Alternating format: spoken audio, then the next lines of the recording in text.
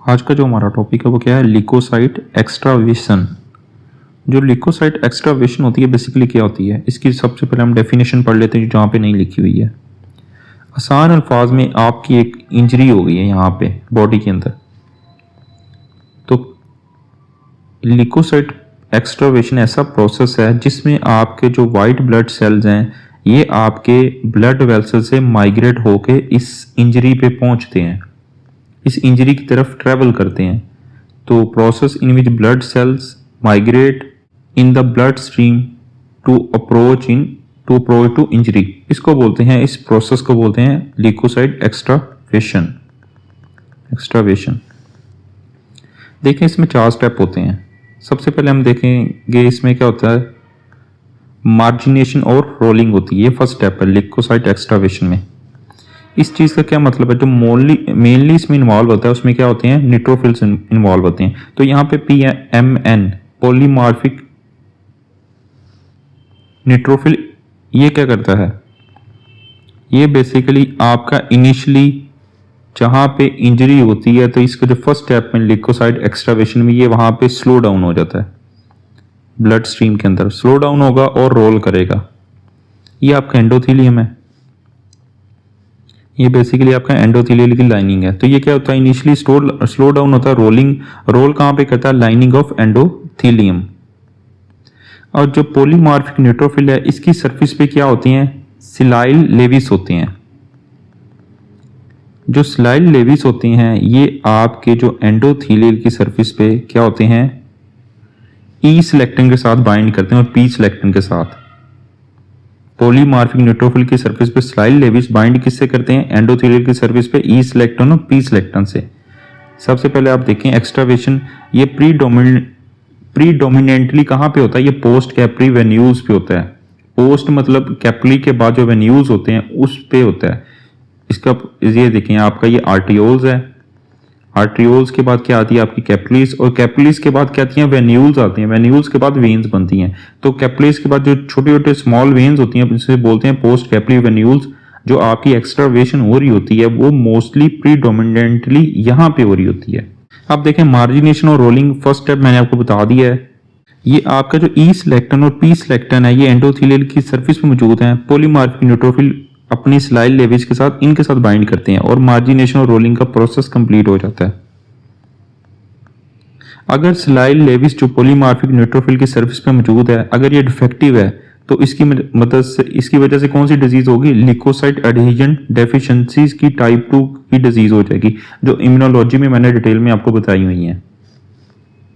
अब देखें अगर उसने बताया कि स्लाइल लेविस क्या होता है डिक्रीज हो जाए तो उसकी वजह से कौन सी डिजीज होती है, ल्यूकोसाइट एडहेजन की डेफिशिएंसी वाली डिजीज हो जाती है टाइप 2 की। अब ई सिलेक्टन मैंने बोला है कि पॉलीमॉर्फिक न्यूट्रोफिल एंडोथेलियल की सरफेस पे किससे बाइंड करते हैं, ई सिलेक्टन से। जो अप रेगुलेट उनको कौन कर रहा होता है, ट्यूमर नेक्रोटिक फैक्टर और इंटरलूकन 1।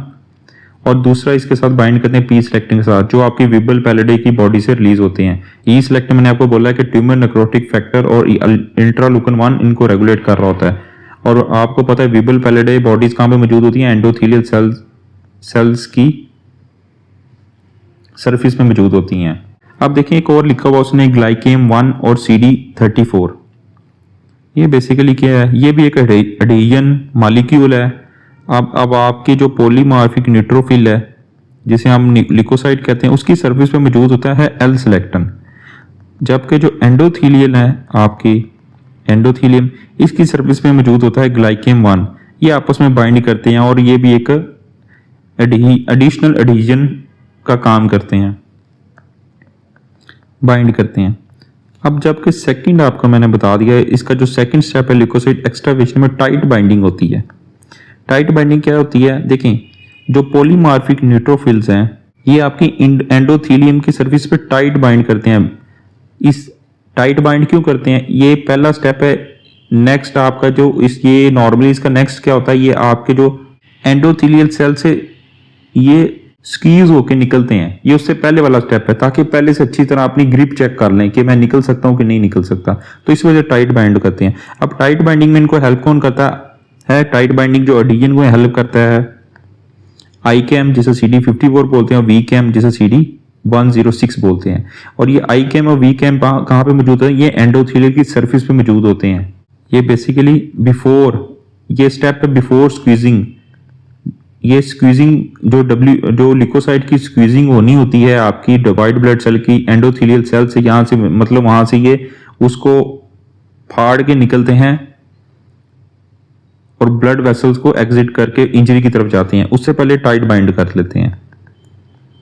और अगर उसने बोला है कि CD18 इंट्रीगन सब यूनिट डिक्रीज हो रहा है, उसकी वजह से कौन सी डिजीज होती है? लिकोसाइट एडिशन डेफिशिएंसी की टाइप 1 की डिजीज हो जाती है।